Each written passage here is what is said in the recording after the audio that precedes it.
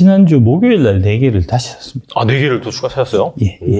아, 원래 있던 거. 급락했을 때 예수기를 그렇죠. 예, 목요일. 아니, 뭐 그건 아니고 네네. 그냥 돈 들어와서 샀는데 목요일 아침에 수요일 날 많이 빠졌고 네. 목요일 아침에 마침 돈이 있어갖고 그래서 이제 그날 아침 막 장 시작할 때 그 에코프로 BM, 에코프로 그다음에 뭐 샀더라? LG화학우선주, 포스코홀딩스 이렇게 4개를 샀거든요.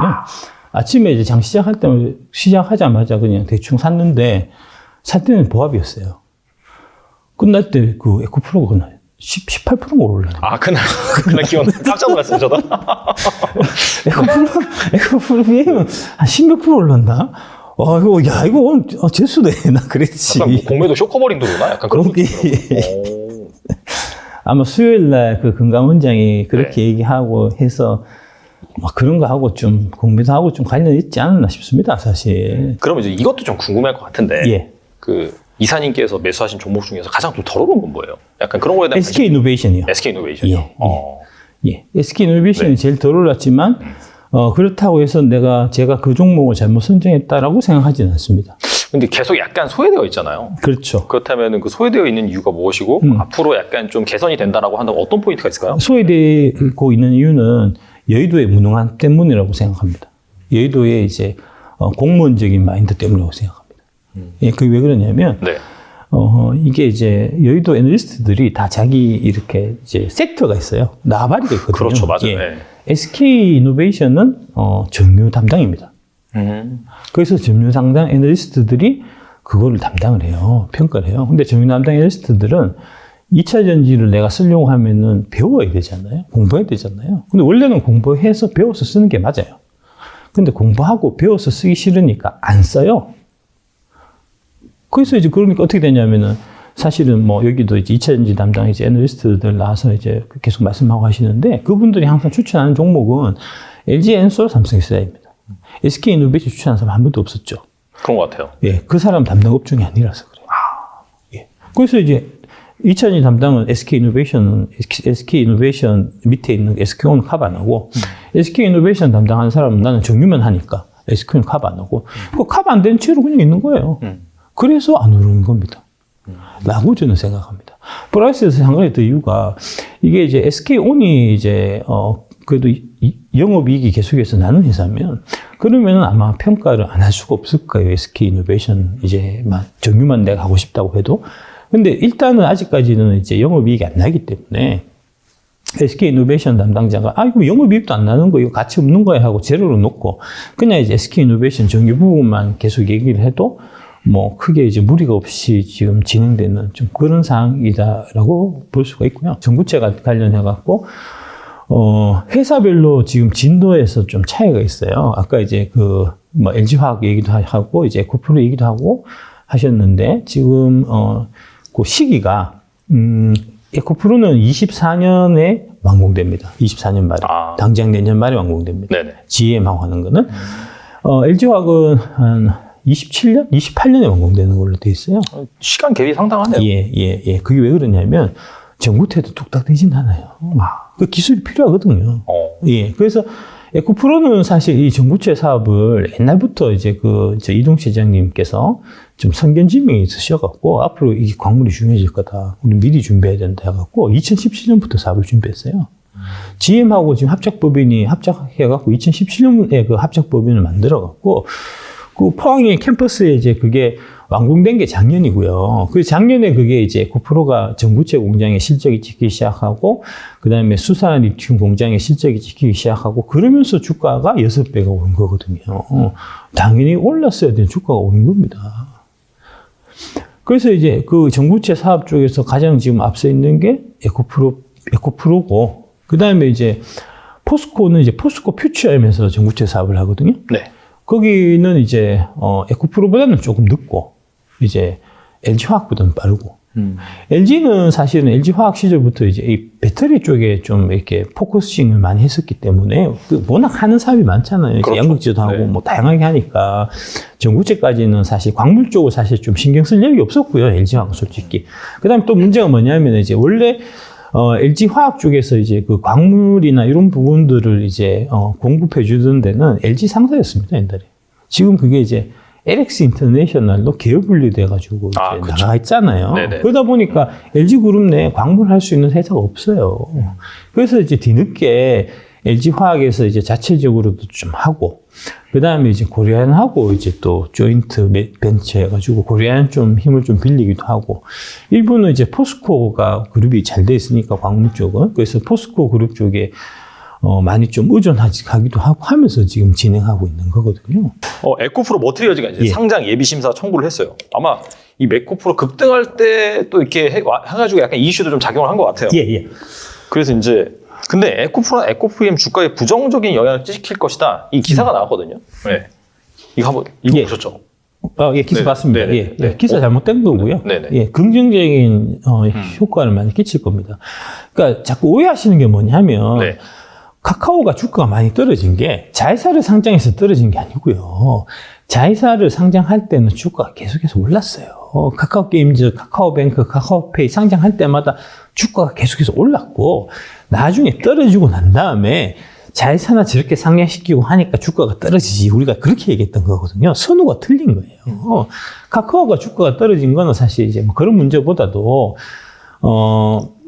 이 카카오의 성장성 자체가 지금 많이 둔화되고 있거든요. 카카오도 그렇고 네이버도 그렇고 공통적으로 작년에 이제 영업이익이 그러니까 22년이 21년 대비해서 영업이익이 줄었거든요. 에코프로 머티리얼즈가 이제 상장이 되게 되면 이제 가치가 시장에서 아마 평가가 될 텐데 일단은 이제 상장할 때 그게 공모가 이제 뭐 이런 거 지금 이제 3조 정도로 지금 얘기가 나오더라고요. 네. 근데 3조 훨씬 더 될 겁니다. 이게 이제 그렇게 해서 수요 예측을 넣으면은 이제 기관 투자가들이 그 수요 예측에 참가하면서 이제 가격이 최종 결정되거든요. 맞아요. 밴드 형태로 되고 되는데, 기관 투자가 입장에서 이거는 받으면 무조건 돈 버는 건데, 당연히 이제 그 과정에서 이제 공모가 자체가 올라서 아마 결정될 거고요. 뭐 4조라든지 5조라든지 이런 형태로. 그 다음에 처음 상장해갖고, 지금 400%까지 올라갈 수 있어요. 하루에요? 하루에, 첫날에 규정이 바뀌어갖고, 400%가 올라갈 수 있는데, 뭐 400%까지 갈지 안 갈지는 모르겠지만, 상장됐을 때 제가 봐서는 이제 거래되는 그 금액이 시총이 8조, 10조 뭐 이렇게 될 겁니다.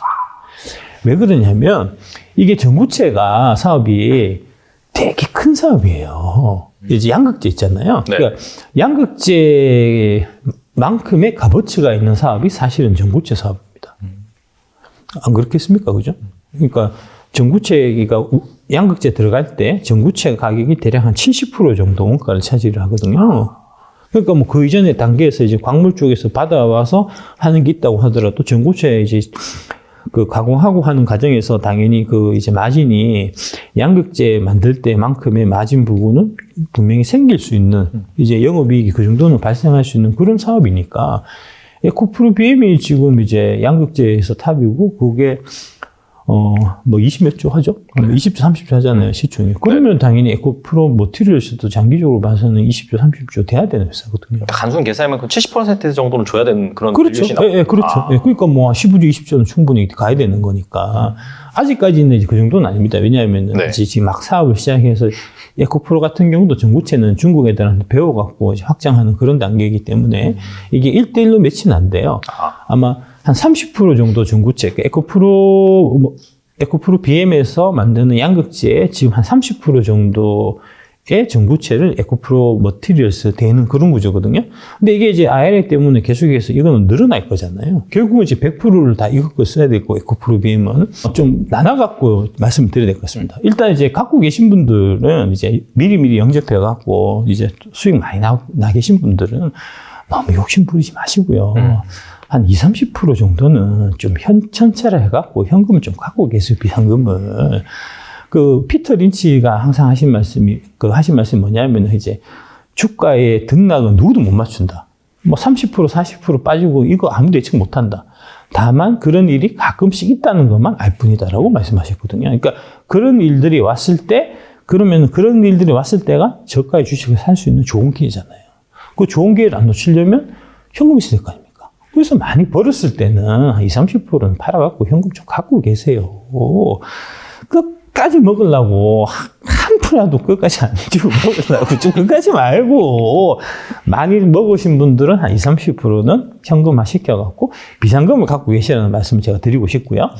그 다음에 이제 두 번째로 뭐 최근에 들어와서 시작한 지 얼마 안 되신 분들은 뭐 어차피 먹은 거 없으니까 뭐 1, 20% 먹은 거를 뭐 현금화 시킬 건 없으니까 그냥 들고 가시면 되고 중간에 조정 오면 그냥 맞고 버티시면 되고 그 다음에 이제 아예 없으신 분들 이제 좀 영접이 늦었다든지 아니면 의심이 많아갖고 계속 망설이셨다든지 하시는 분들은 30%든 50%든 70%든 좋으니까 당장 사십시오. 당장 사는데 하나만 사지 말고요. 보면은 에코프로 BM만 사시는 분도 있고 아니면 이제 포스콜드에서만 사시는 분도 있고 SK 이노베이션만 사고 이런 분들도 있어요. 그러니까 자기 성향에 따라서 다른데 그렇게 가시면 안 되고 8종목 중에서 최소 5개 이상을 반드시 나눠갖고 포트폴리오 사십시오.